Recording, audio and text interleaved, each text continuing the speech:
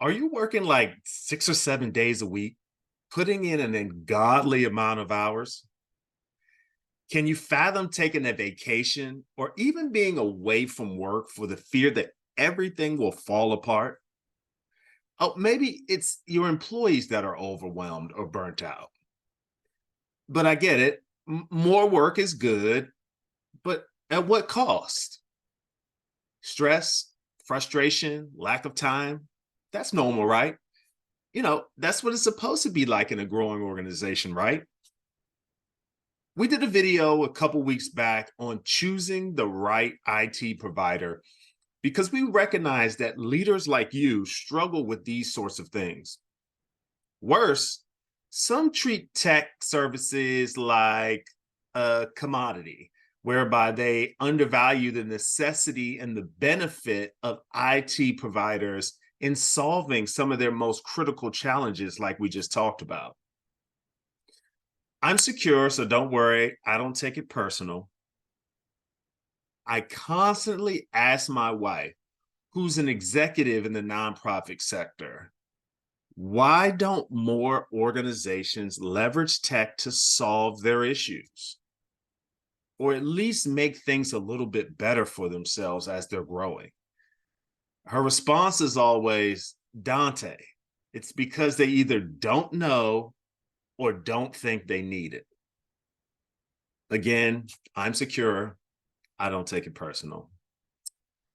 I do think it's interesting that the blueprint for growing organizations includes things like outsourcing accounting, payroll, HR, etc. But often IT is not even included as one of the critical building blocks, a key element to growth, a key element to capacity building, and ultimately a key element to removing a lot of the frustrations that you feel as a leader of a growing company. What if I told you that IT services gives you the bandwidth to focus on growing and managing a growing company through increased efficiencies, things like automation and problem solving? Take something simple and common to a growing company like onboarding a new employee. Think of all the tasks that are involved. Think of all the to-dos on the list. Think of things like the laptop you're going to provide them, which one to buy, where to buy it from, how much does it cost, what apps or accesses are we going to put on that laptop, how are we going to connect them to the network, what are the procedures. Think of all the time that you'll take in answering all the newbie questions around tech and their accesses, etc. Research shows that it takes about 3 months to effectively onboard a new employee. And for you HR folks, don't beat me up. It might take longer. I'm just telling you what the research says. Of course, it's necessary during some of this time for you to spend with that new employee. It's just a good leadership and management practice. But how much of that time could you save? How much of that time could you get back and dedicate to more important things that are focused on growing your company while still getting the same or better results with regards to onboarding that employee?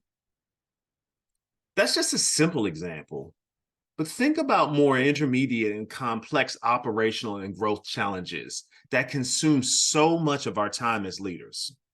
And these things that lead to frustration, keep you from growing, and ultimately impacting your customers and the community. What else could you be doing with your time that's more valuable to your organization and to your community and to your customers? Of course, yes, you can do everything yourself because you've done it before. But the real question to me is, what are you not doing? What are you not doing or able to do because you're doing everything yourself? The good thing is that many IT providers like us offer tiered services where you can get what you need, when, at the level you need it, and at the price point that you need it that's right for your organization. After all, great leaders get help.